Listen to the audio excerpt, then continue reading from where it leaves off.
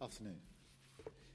The first priority of this government, of any government, is the security and safety of the British people, to defend the national interest, particularly in these volatile times.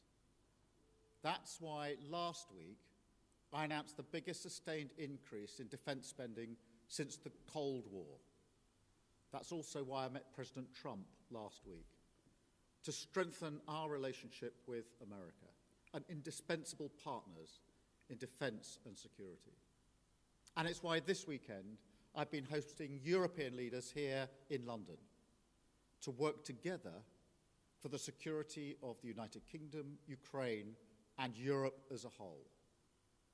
Through my discussions over recent days, we've agreed that the UK, France, and others will work with Ukraine on a plan to stop the fighting. Then we'll discuss that plan with the United States and take it forward together. The purpose of today's meeting was to unite our partners around this effort, to strengthen Ukraine and to support a just and enduring peace for the good of all of us. Our starting point must be to put Ukraine in the strongest possible position now, so that they can negotiate from a position of strength, and we are doubling down in our support. Yesterday evening, the UK signed a £2.2 billion loan to provide more military aid to Ukraine, backed not by the British taxpayer, but by the profits from frozen Russian assets. And today I'm announcing a new deal, which allows Ukraine to use £1.6 billion of UK export finance to buy more than 5,000 air defence missiles, which will be made in Belfast, creating jobs in our brilliant defence sector. This will be vital for protecting critical infrastructure now and strengthening Ukraine in securing the peace when it comes. Because we have to learn from the mistakes of the past. We cannot accept a weak deal like Minsk, which Russia can breach with ease. Instead, any deal must be backed by strength. Every nation must contribute to that in the best way that it can, bringing different capabilities and support to the table, but all taking responsibility to act, all stepping up their own share of the burden. So we agreed some important steps today. First, we will keep the military aid flowing and keep increasing the economic pressure on Russia to strengthen Ukraine now. Second, we agreed that any lasting peace must ensure Ukraine's sovereignty and security, and Ukraine must be at the table. Third, in the event of a peace deal, we will keep boosting Ukraine's own defensive capabilities to deter any future invasion. Fourth, we will go further to develop a coalition of the willing to defend a deal in Ukraine and to guarantee the peace. Not every nation will feel able to contribute, but that can't mean that we sit back. Instead, those willing will intensify planning now with real urgency.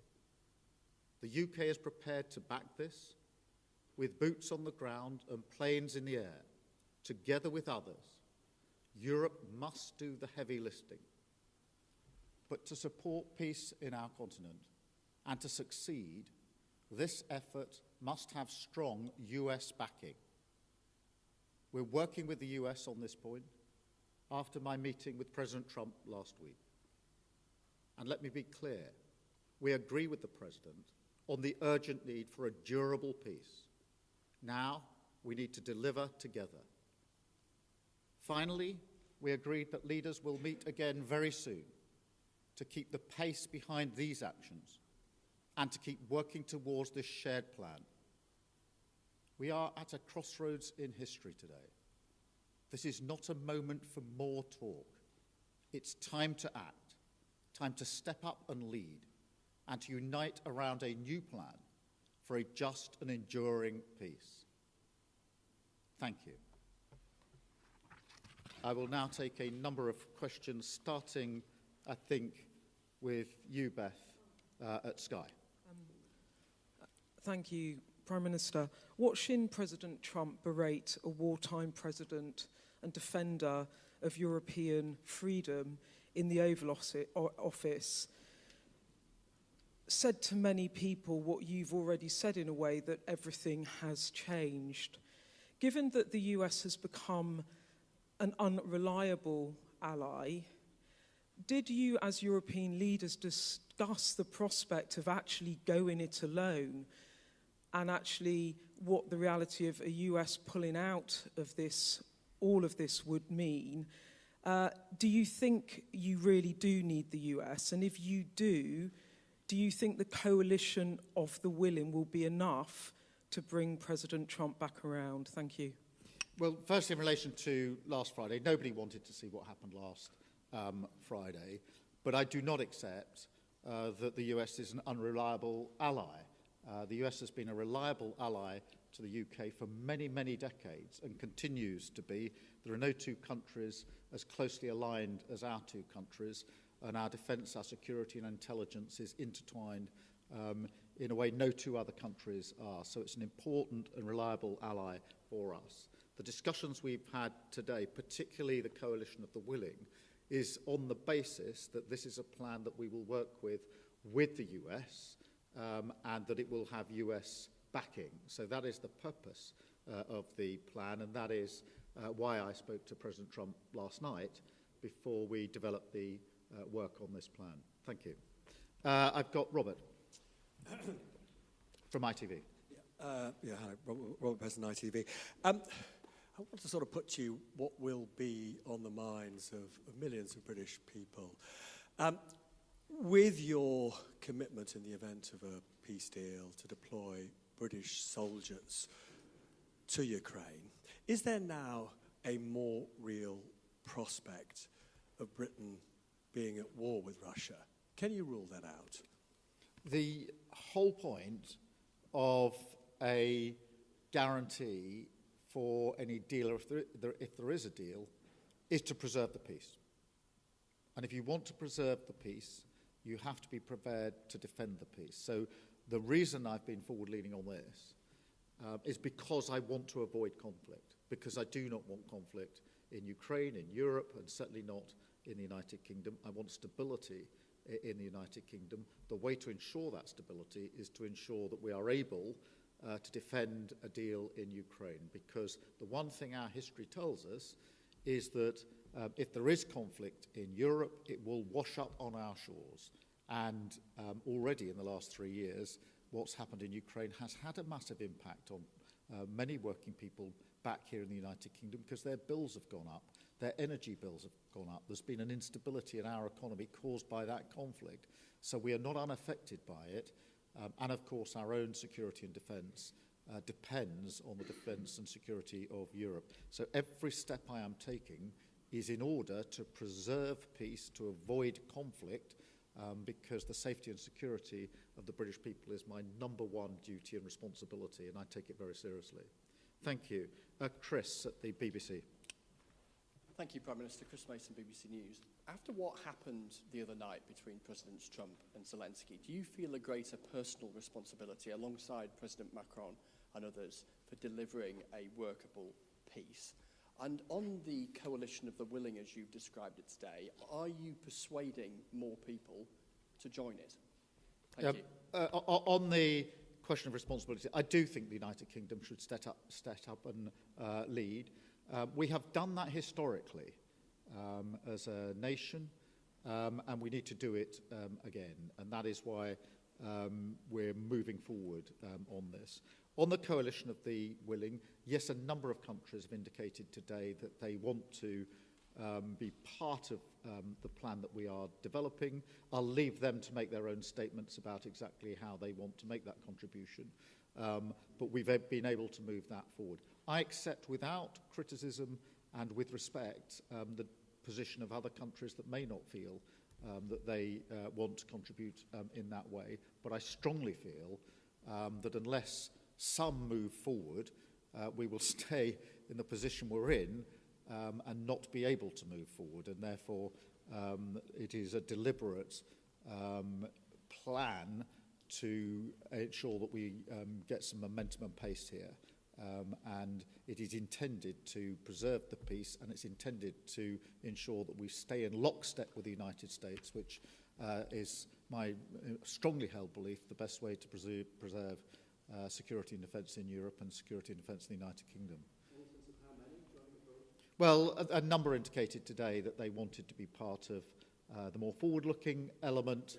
I will, rather than speak for them in terms of exactly how they'll make that known and what their contribution will be, I'll leave that to them. But I'm pleased that a number did indicate that they do think that this is a plan worth backing and that they want to play a part in it. And so we've made real progress today in the course of the last few hours. Thank you. Alex.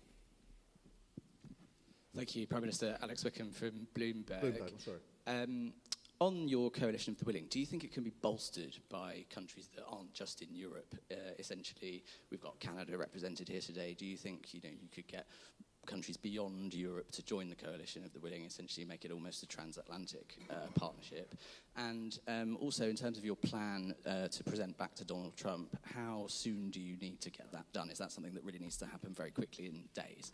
Thank you. On the countries beyond Europe, obviously we had Canada here, who've traditionally taken a forward-leaning role.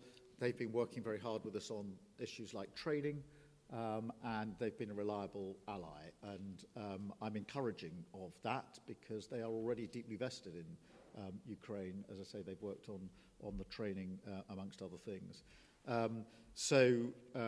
Yes, on the question of the US, look, I spoke to President Trump last night. I'm not going to go through the details of that conversation, but I would not be taking this step down this road if I didn't think that it was something that would yield a positive outcome in terms of ensuring that we move together, Ukraine, Europe, the UK and the US, together towards a lasting peace. And so that's the way I've approached this in the last few days. Hugo, from the I News. Thank you, Prime Minister. Hugo Jai from the I Paper. Obviously, the other party that would need to sign up to any future peace deal is Russia. President Trump has said he wants to talk to Russia. You're coming up with a peace deal without Russia's involvement. What makes you think that Russia can be persuaded to sign up to this deal that's been agreed by its enemies? Well, in the end, a deal will have to involve Russia. Of course it will.